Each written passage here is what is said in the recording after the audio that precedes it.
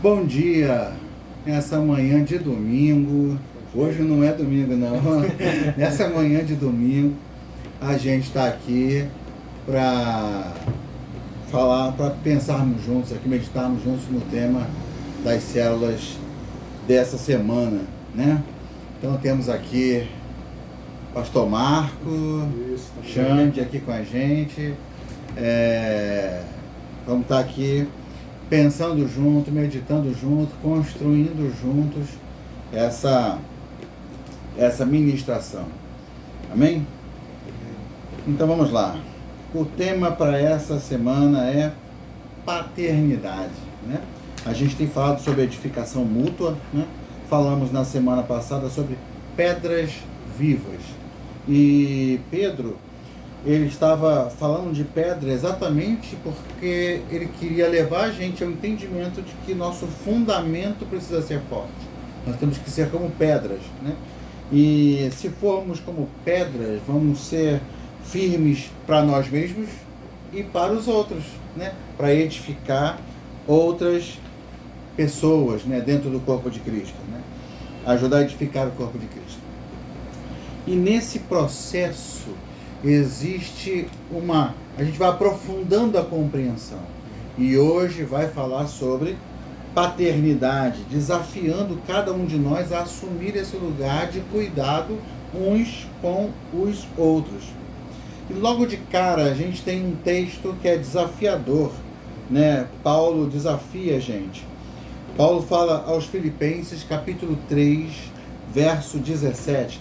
Quando ele vai conversando com os filipenses, ele diz assim: irmãos, sejam meus imitadores e observem os que vivem segundo o exemplo que temos dado a vocês.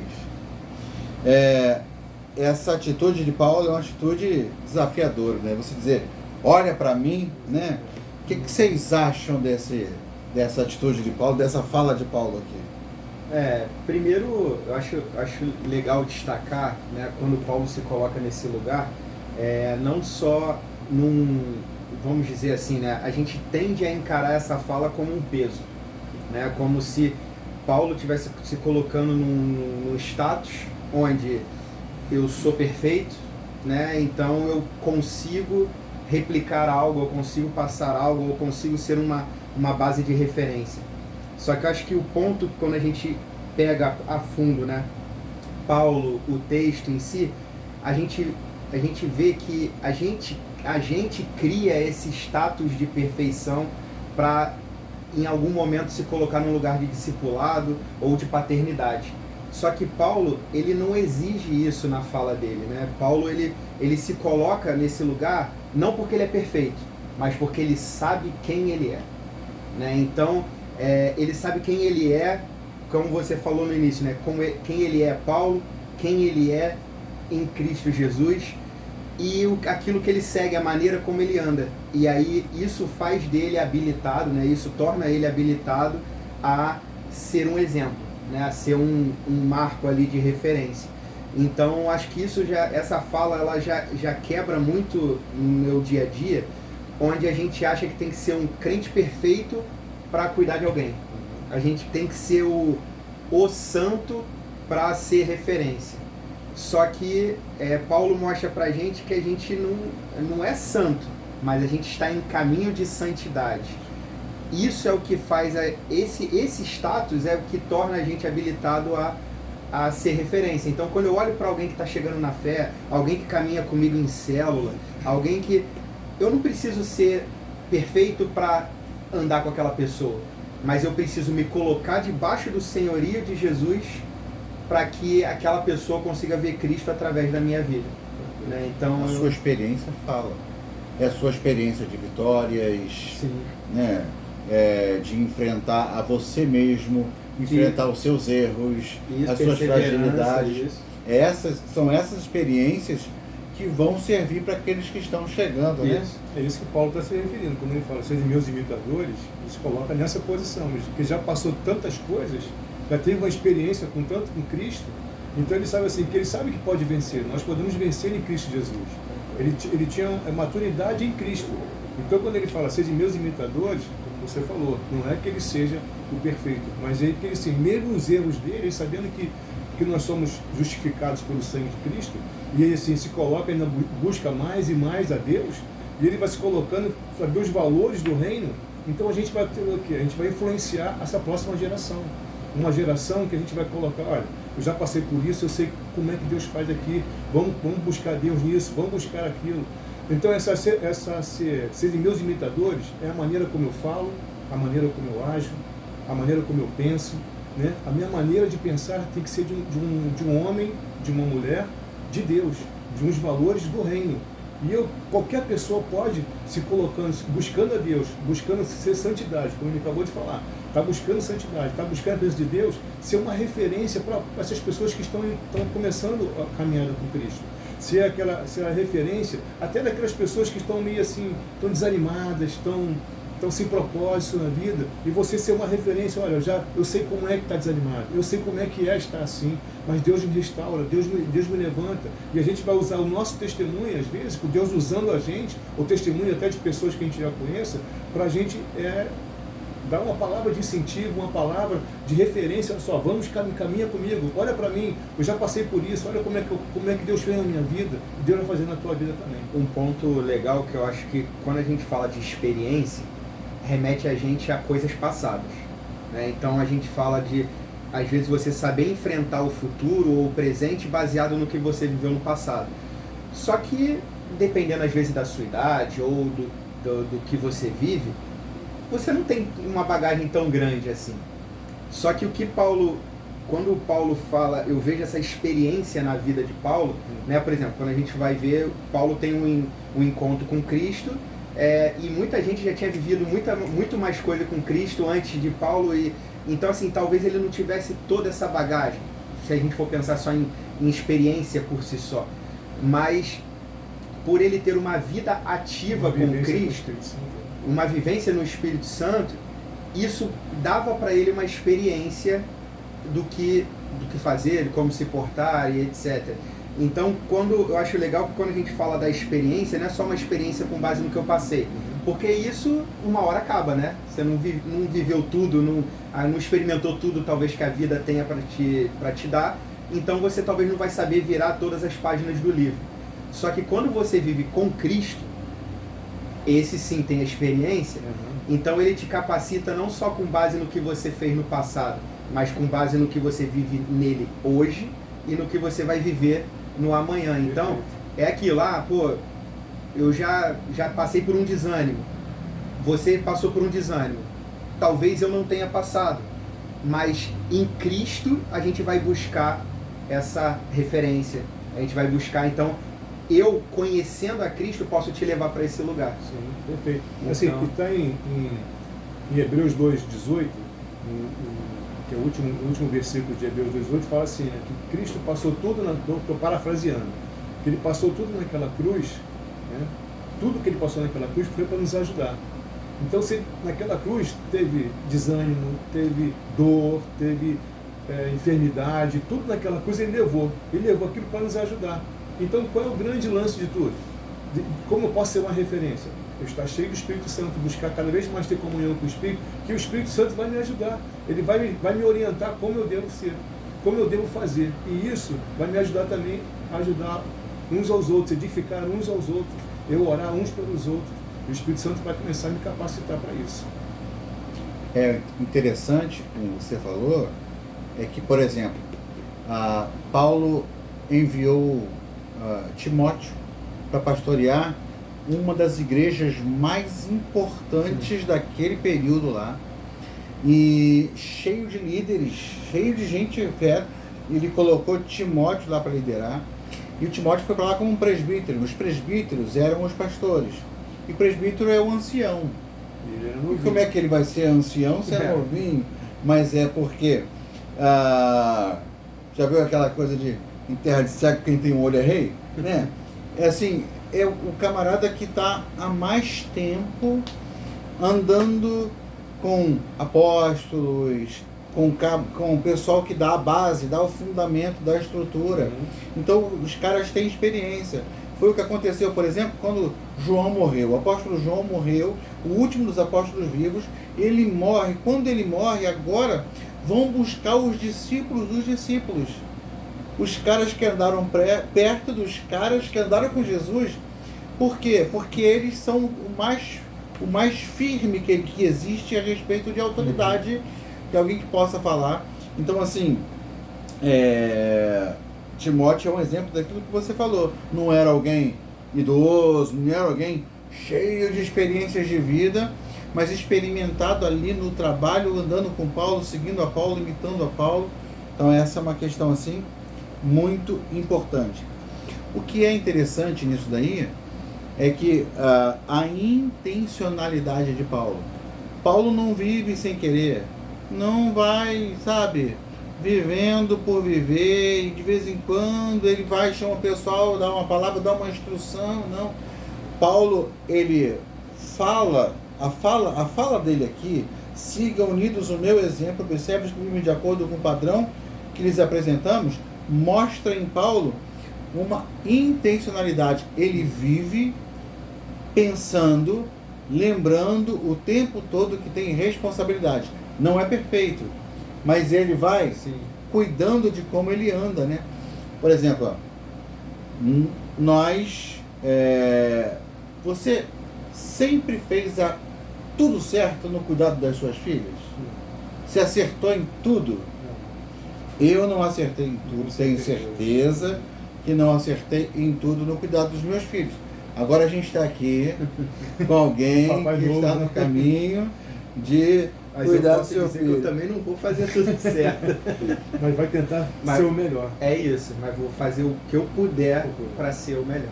Mas a gente pode dizer para ele o seguinte: olha, você não vai acertar em tudo, mas tome cuidado. Por quê? Porque os filhos não fazem aquilo que ouvem a gente dizer.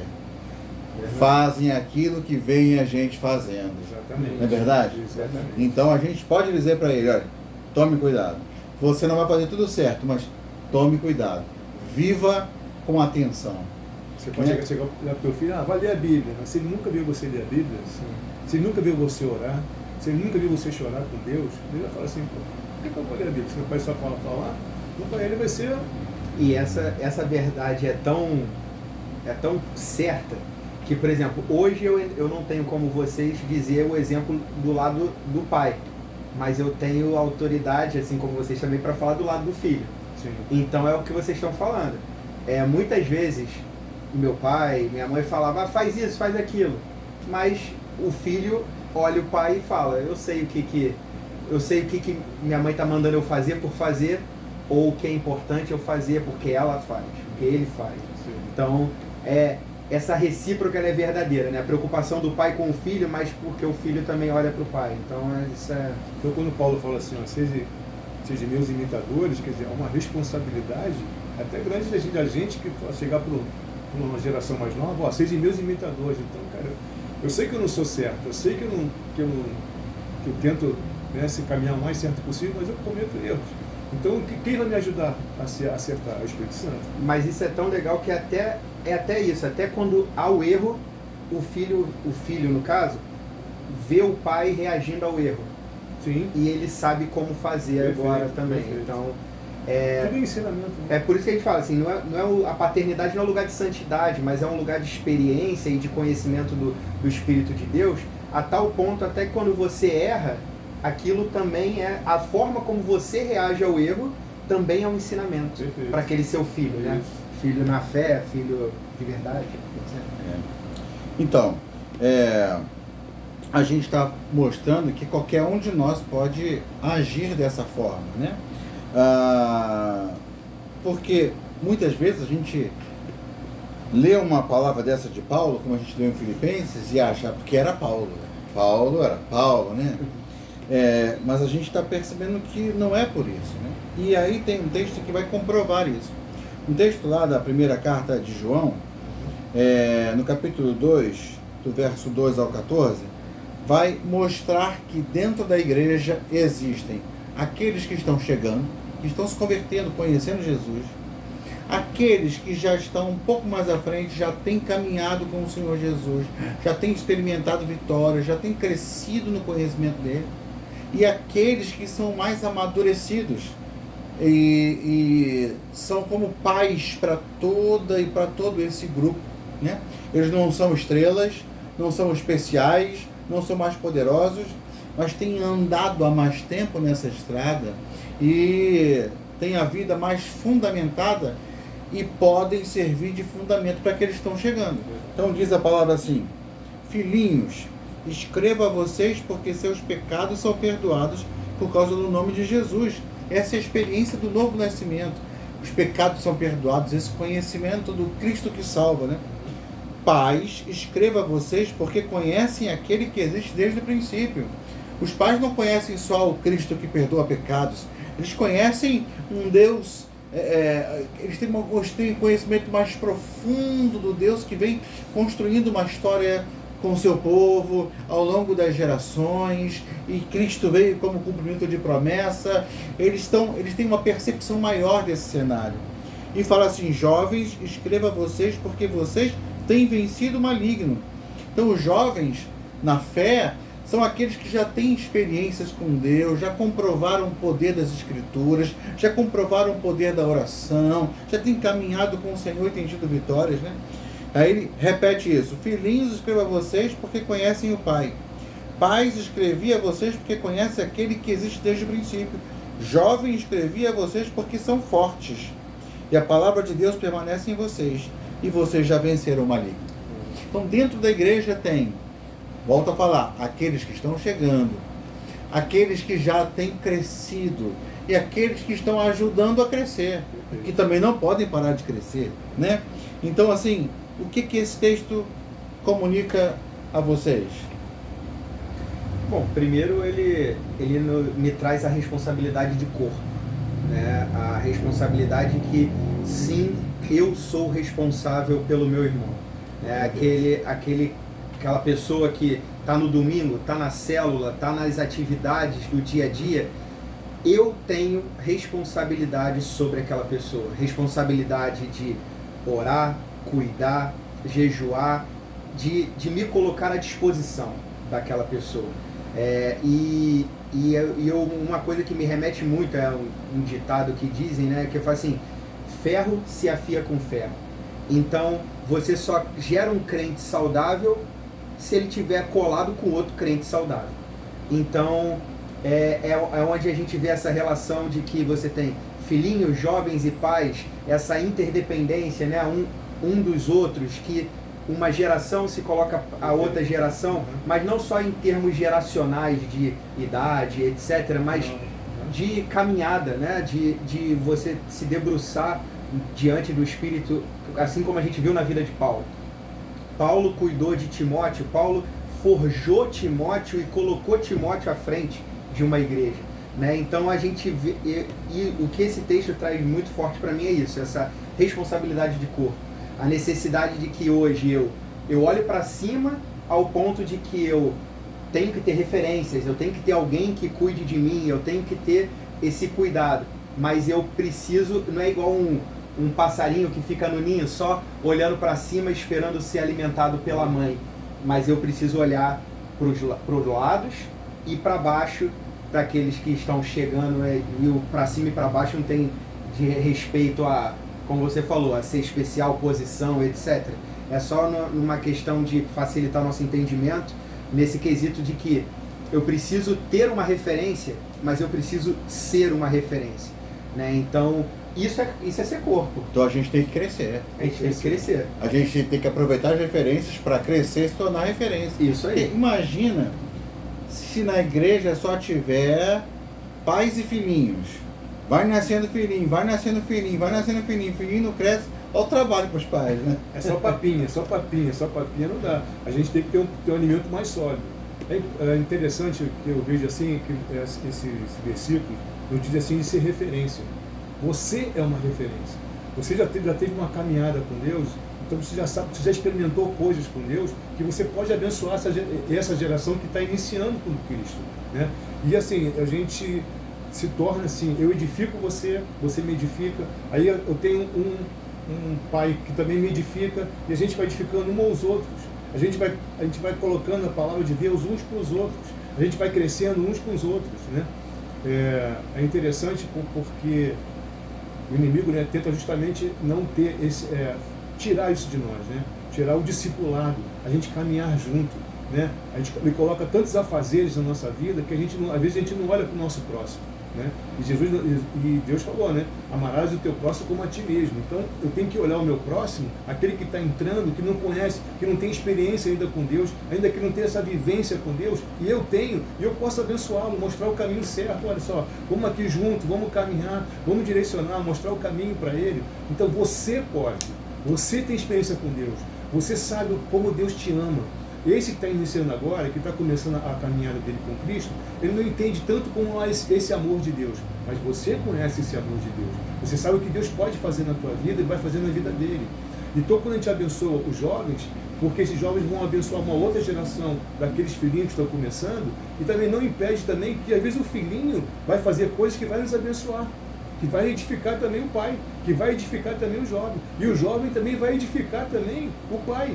E olha que interessante, um edificando o outro. Eu, como pai, edifico o jovem, mas o jovem também me edifica. E a gente vai crescendo no Evangelho, a gente vai crescendo em Cristo, a gente vai amadurecendo.